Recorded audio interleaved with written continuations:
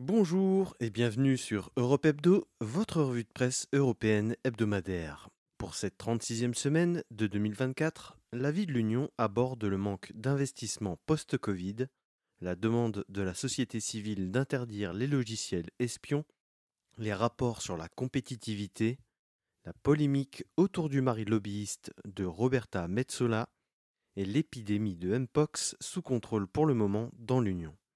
Dans le club des 27, la victoire de l'extrême droite en Allemagne bouscule déjà les élections fédérales de 2025. Le bras de fer de la Hongrie avec l'Union continue sur les visas de travail russes et biélorusses. Les hôpitaux hongrois souffrent de la canicule. L'Italie voit les inondations se multiplier et son ministre de la Culture est au cœur d'une affaire de mœurs. Et le PIS se fissure en Pologne.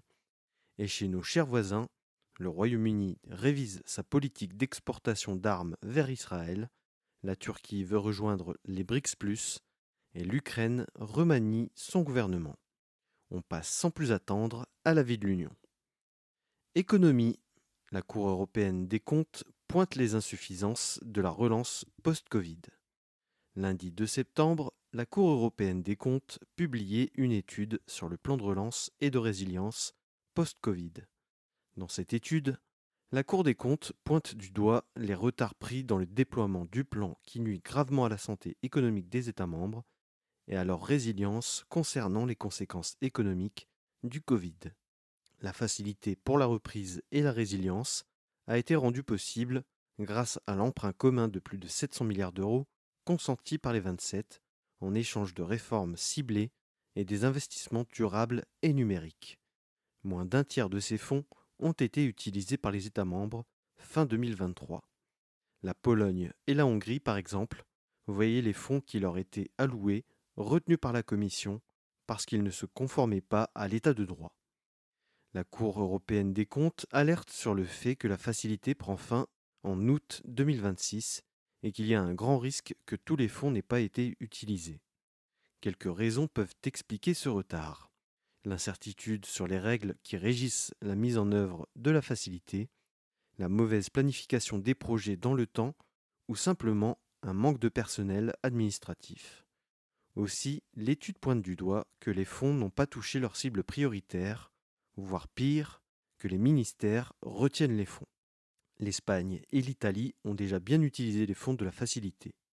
Mais pour autant, la Commission s'est vue contrainte de réduire l'enveloppe à cause du manque de participation des États membres aux réformes.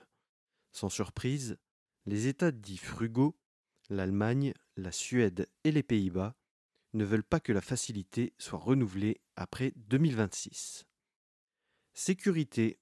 La société civile européenne demande l'interdiction des logiciels espions.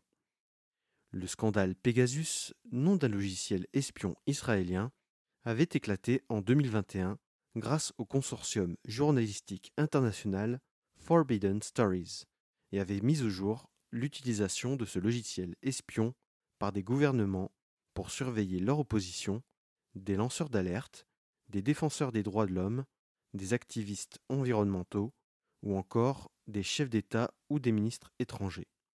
Récemment, la Pologne a révélé que l'ancien gouvernement mené par le parti Droit et Justice avait abusé de Pegasus pour surveiller l'opposition et sortir des dossiers compromettants, et cibler même des alliés dont la loyauté pouvait être questionnée.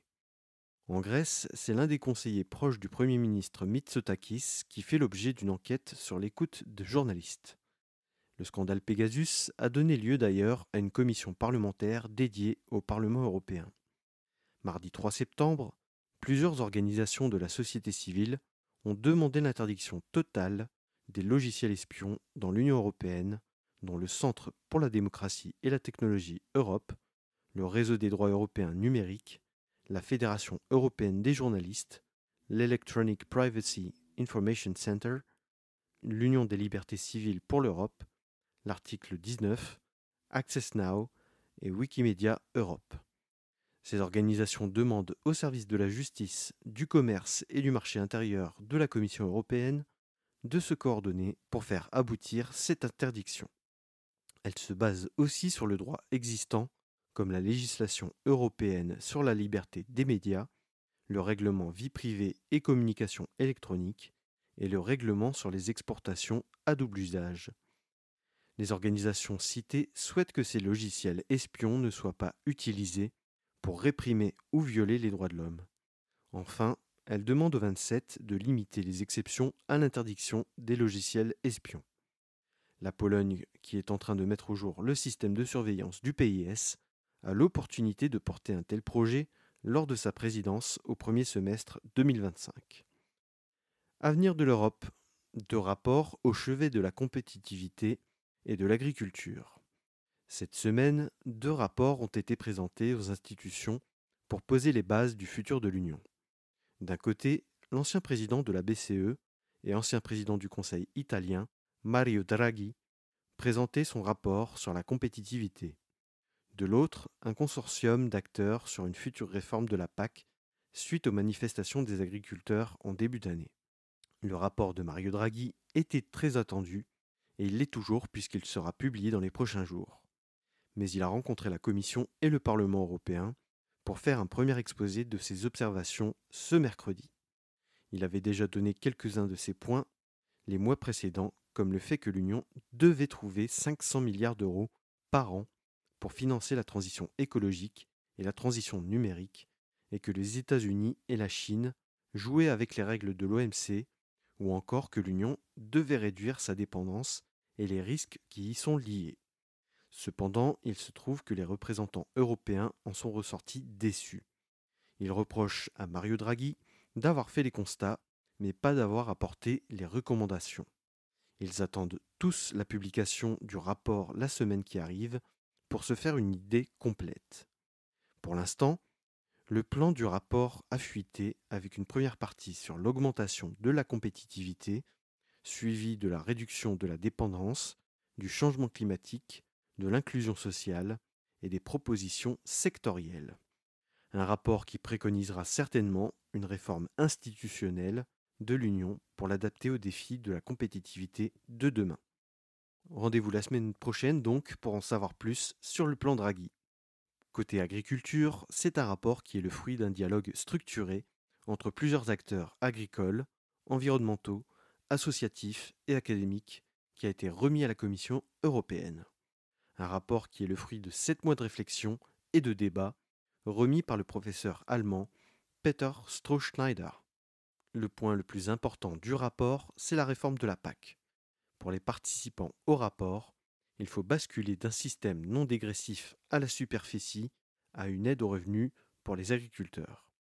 La raison de cette proposition, ils font remarquer que les grandes exploitations, qui n'ont pas un besoin vital de cet argent, en sont les principaux bénéficiaires. Un moyen pour eux de reconstruire une classe moyenne agricole. L'autre pilier du rapport est la création d'un fonds de transition juste de l'agroalimentaire.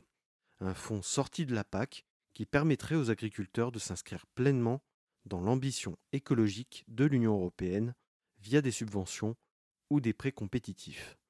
Il combine écologie avec viabilité économique.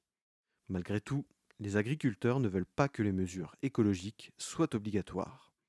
Et sur la souveraineté alimentaire du continent, le rapport préconise de changer de doctrine sur les accords de libre-échange avec de meilleures études d'impact sur le monde agricole.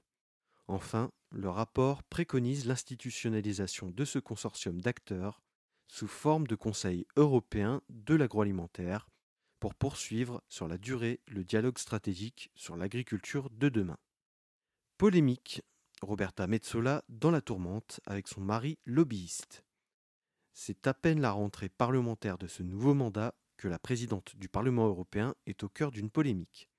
Son mari, Uko Metsola, l'a accompagnée à plusieurs reprises lors de voyages officiels.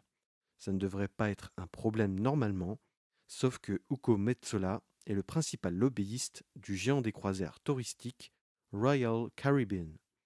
D'après les services de transparence du Parlement européen, elle n'a enfreint aucune règle, mais malgré tout, les parlementaires européens réclament de la transparence concernant ses visites officielles accompagnées de son mari. Surtout que Royal Caribbean a tenté d'obtenir des fonds européens pour financer la transition écologique de son entreprise. Roberta Metsola nie tout conflit d'intérêts et rappellent que la déclaration de transparence ne la concerne qu'elle. Ils assurent tous les deux avoir cloisonné vie privée et vie professionnelle. Une affaire qui intervient quelque temps après le Qatargate et qui questionne encore la fine frontière entre milieu politique et économique. Santé. L'épidémie de Mpox est sous contrôle et l'Union envoie les premiers vaccins en Afrique. Jeudi 5 septembre, une première cargaison de vaccins contre le Mpox était envoyée au Congo, épicentre de l'épidémie en Afrique. C'est donc 99 100 doses qui sont arrivées à Kinshasa dans la journée sur les 200 000 promises. Le reste a été livré samedi. C'est l'Autorité européenne de préparation et de réaction en cas d'urgence sanitaire, agence sous l'autorité de la Commission, qui s'est chargée des dons de vaccins. À ces 200 000 doses vont s'ajouter aussi les dons des États membres, ce qui devrait faire culminer l'aide européenne à 560 000 doses. Il est donc possible que d'autres dons soient effectués par la suite. Au niveau mondial, ce sont 3,6 millions de doses qui ont été sécurisées pour les prochaines semaines. Pour l'instant, ces vaccins sont réservés aux adultes, mais les recherches se poursuivent pour aboutir à un vaccin pour les enfants de plus de 12 ans, principale population touchée. La campagne de vaccination devrait commencer le mois prochain. Reste que la logistique reste compliquée dans un pays en guerre, face à une rébellion au nord du pays qui concerne avant tout l'exploitation des terres rares, mais surtout aussi par la taille du pays qui représente 4 fois la France. Pour l'instant, le virus reste sous contrôle en Europe. Le seul cas en Suède n'a pas été suivi. La campagne de vaccination de 2022 a permis d'avoir une première protection et les personnes vulnérables sont parfaitement informées sur la nécessité ou non d'obtenir une troisième dose. Les personnels de santé sont parfaitement à jour et les systèmes de réaction sont déjà prêts. Passons désormais au club des 27. Allemagne. La victoire de l'extrême droite en Saxe et en Thuringe bouscule les partis de gouvernement. Dimanche 1er septembre, c'était jour d'élection régionale dans les Länder de Thuringe et de Saxe, dans l'est du pays, frontalier de la République tchèque. Sans surprise, c'est bien l'AfD qui termine en tête dans le Land de Thuringe et termine outsider très proche de la CDU dans le Land de Saxe. C'est la première fois que l'extrême droite gagne un scrutin régional depuis la Seconde Guerre mondiale, bien aidé par le récent attentat à Solingen, sur lequel le parti a surfé pendant la dernière semaine de campagne. Malgré tout, l'AfD ne dispose que d'une majorité relative et ne pourra pas gouverner seule. Et avec le cordon sanitaire appliqué en Allemagne, l'AfD ne devrait pas avoir de représentants dans les deux gouvernements régionaux. Surtout que le leader en Thuringe, Björn Höcke, a été condamné par la justice pour avoir utilisé des références nazies dans certains de ses discours. Les deux sections AfD de Saxe et de Thuringe sont connues pour être les plus radicales du pays, ce qui a poussé le renseignement intérieur à mettre l'AfD sous surveillance renforcée. Un score qui permettra tout de même à l'AfD d'avoir une minorité de blocage qui pourrait bien déstabiliser les exécutifs régionaux. Par exemple, les régions allemandes disposent de compétences de police et d'éducation et ont leur mot à dire sur la législation fédérale. Et le piège pour les partis de gouvernement, c'est qu'il y a eu une surprise. L'alliance Sarah Wagenknecht a réussi, 9 mois après sa création, une percée à hauteur de 12 à 16% des suffrages. Un parti qui devient incontournable, mais qui joue de son influence pour se projeter vers les fédérales de 2025. Le parti, connu pour son socialisme économique, mais aussi pour son conservatisme sur les questions sociétales, sur l'écologie et l'immigration, mais aussi pour son soutien à la Russie, monnaie déjà son soutien à l'arrêt de l'aide à l'Ukraine, le refus du déploiement de missiles américains sur le sol allemand et une prise en compte du point de vue de l'Alliance dans le discours diplomatique du pays. A l'inverse, les partis de la coalition fédérale enregistrent un énorme revers. Ils représentent à eux trois 15% des suffrages cumulés, les Verts ne récoltant que des miettes et les libéraux n'étant pas du tout représentés dans les deux Landtag, les parlements régionaux. La CDU, parti arrivé en tête en Saxe et juste derrière l'AfD en Thuringe, aura la lourde tâche de trouver le point d'équilibre entre toutes les composantes politiques fédérales. Mais le système fédéral allemand a cette particularité que les partis au niveau des Länder ont une autonomie de décision sur les alliances qu'ils veulent mener.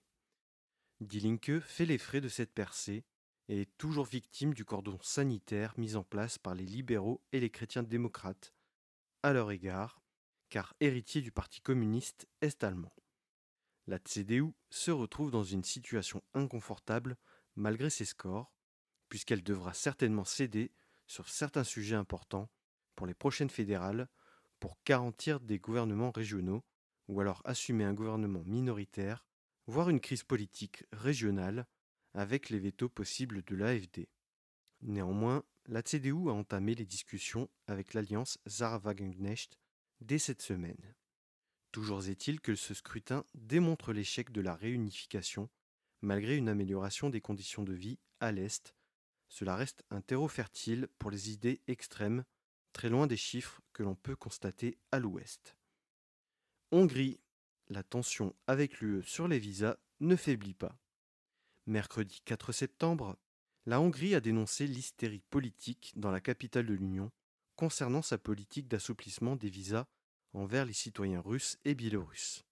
La Commission européenne demande toujours plus de précision et veut s'assurer que cette législation ne soit pas une porte dérobée pour l'entrée d'espions. Le ministre des Affaires européennes hongrois, János Bokka, indique, à juste titre, que la réforme ne contrevient pas au droit européen. Il dénonce l'hystérie des pays baltes et de la Pologne à ce sujet. 14 citoyens russes et biélorusses profitent déjà de l'assouplissement de la carte nationale. Pour rappel, cette carte nationale offre un droit de séjour de 2 ans, renouvelable pour 3 ans, et donne accès à terme à une résidence permanente avec possibilité de regroupement familial. Un régime que la Hongrie applique aussi aux pays des Balkans occidentaux et à la Moldavie. La commissaire aux Affaires intérieures, Ylva Johansson, s'interroge publiquement sur le fait de traiter 2 pays hostiles de la même manière que les autres. Mais ses services n'ont pas trouvé de faille juridique à la législation hongroise sur sa conformité au droit européen, ce qui rend la Commission impuissante à ce sujet. Hongrie encore, les hôpitaux hongrois en grande souffrance à cause de la canicule. Après avoir créé la surprise lors des européennes, Peter Mayer, ancien cadre du Fidesz et ex-mari de l'ancienne ministre de la Justice, Judith Varga, continue son œuvre de déstabilisation du système Orban. Grâce à son statut d'eurodéputé, l'accès aux hôpitaux ne peut lui être refusé. La Hongrie est victime d'une vague de chaleur qui s'éternise comme dans une bonne partie de l'Europe centrale, avec des pointes à plus de 40 degrés. Lors de son petit reportage à destination de ses concitoyens, il filme la détresse des hôpitaux de province, où il n'y a pas de savon ni de désinfectant dans les chambres, pas de climatisation ou alors les systèmes sont en panne. Un moyen de casser la communication gouvernementale qui fait la promotion d'hôpitaux flambant neufs avec le secrétaire d'État à la santé, Peter Takács, qui se charge de faire la visite sous l'œil des caméras de la télévision publique. Ce dernier justifie d'ailleurs les investissements pour de la climatisation dans les hôpitaux, mais indique que cela suit son cours et que tous les hôpitaux ne peuvent pas être équipés en même temps. D'après l'OCDE, les dépenses de santé en Hongrie sont inférieures à 6% du PIB, ce qui en fait l'un des pires pays de l'OCDE dans ce domaine. L'approche des élections municipales va certainement multiplier ce genre de tactiques politiques pour déstabiliser le Fidesz. Italie. De nouvelles inondations qui semblent montrer l'étendue du dérèglement climatique. C'est un phénomène récurrent ces dernières années. L'Italie voit d'immenses précipitations transformer les rues du nord du pays en torrents. Cette semaine, la ville de Marseille a vécu 3 mois de précipitations en l'espace de 24 heures. C'est vraisemblablement la même dépression atmosphérique qui a poursuivi son chemin à l'est. Le Piémont, la Lombardie et la Vénétie avaient les pieds dans l'eau, provoquant l'effondrement d'infrastructures et des glissements de terrain. Même le métro milanais a dû être interrompu. Les climatologues alertent sur le fait que ces phénomènes devraient s'aggraver en raison du dérèglement climatique. D'ailleurs, la France et l'Allemagne ont aussi connu des inondations cette semaine.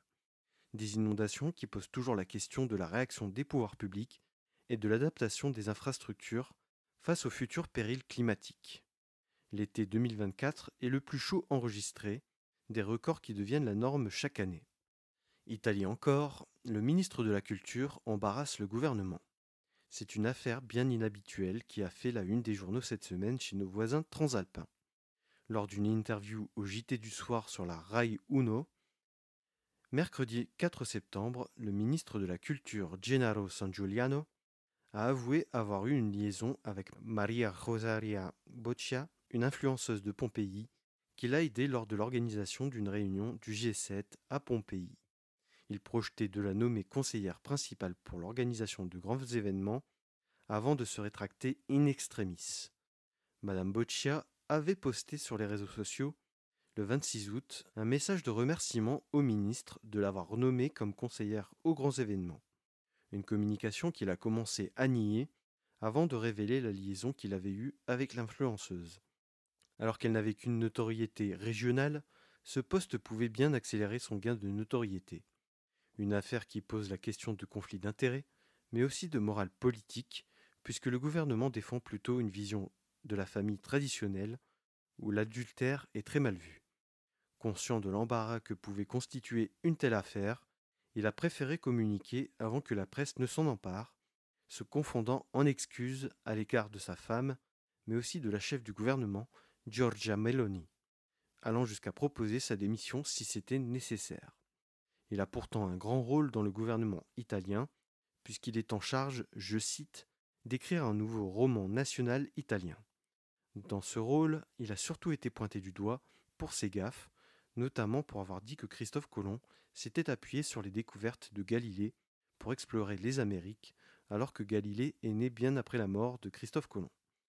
Après les scandales entourant les groupuscules néofascistes proches de Fratelli d'Italia, après le scandale dont sa sœur faisait l'objet en étant reliée à des nominations de hauts fonctionnaires, c'est un énième scandale qui éclabousse le gouvernement italien.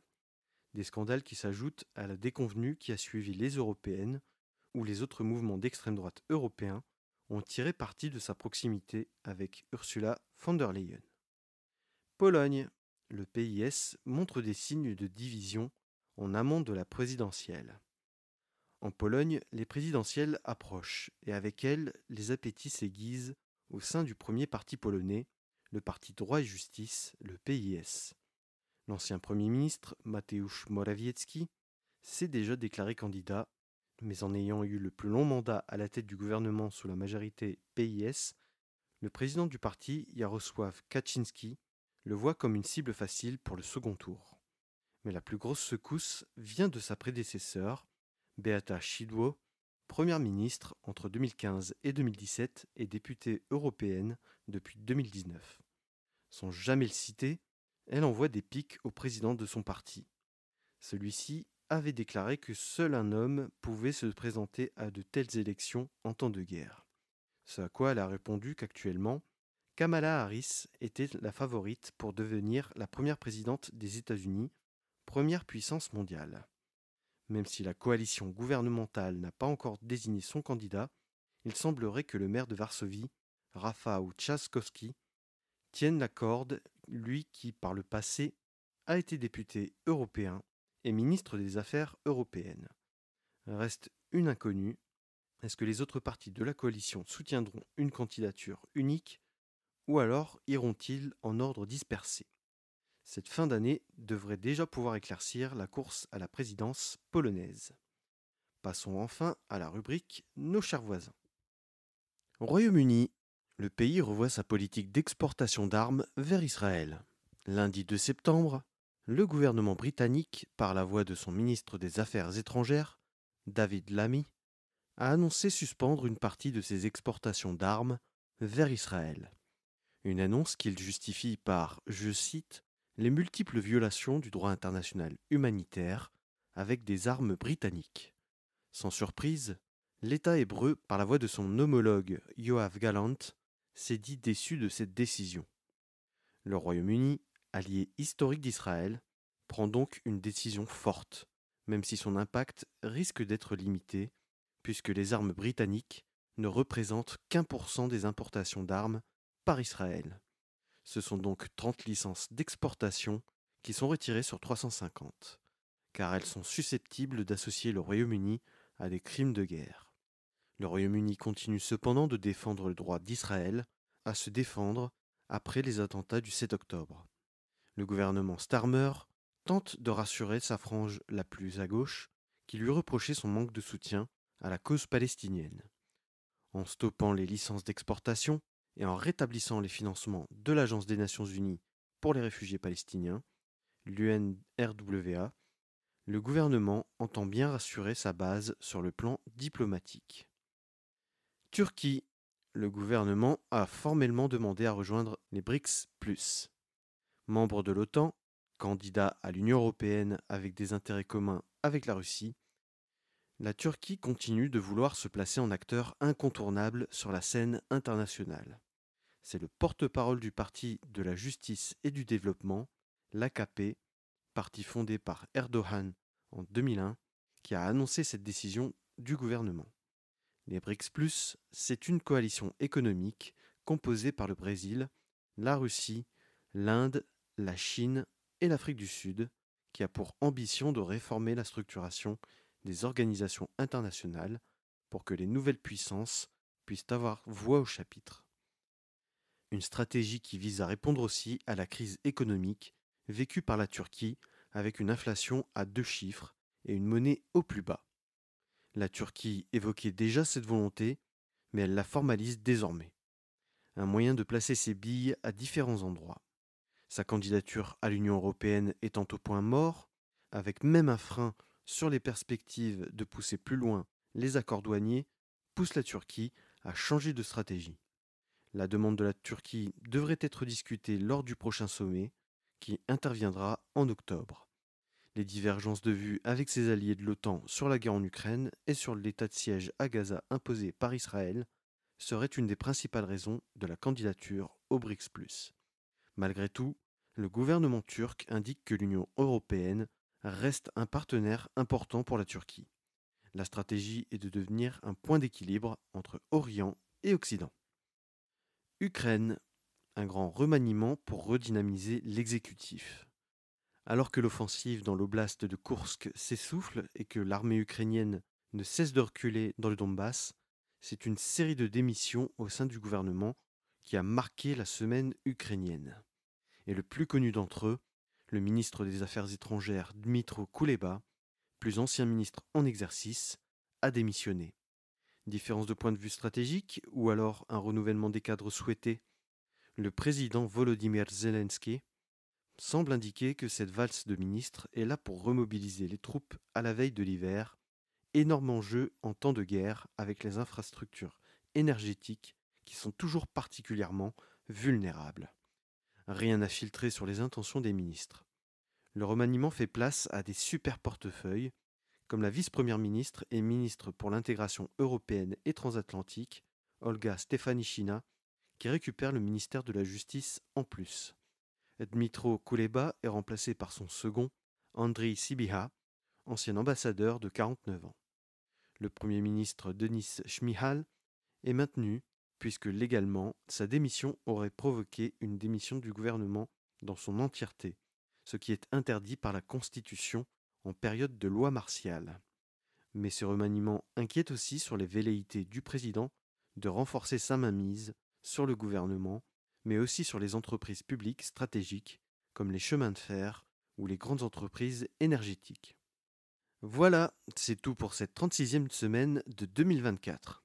Si vous avez apprécié le podcast, abonnez-vous-y sur votre plateforme préférée, que ce soit Spotify, Deezer, Apple Podcast, Amazon Music, YouTube ou YouTube Music. Pour vous tenir au courant de toutes les publications, les comptes Facebook, Instagram et LinkedIn d'Europe Hebdo n'attendent que votre abonnement si ça n'est pas déjà fait. Et pour continuer de faire grandir l'audience d'Europe Hebdo, likez, commentez et partagez les publications d'Europe Hebdo pour les faire découvrir autour de vous. À lundi prochain, 17h30 sur Europe Hebdo.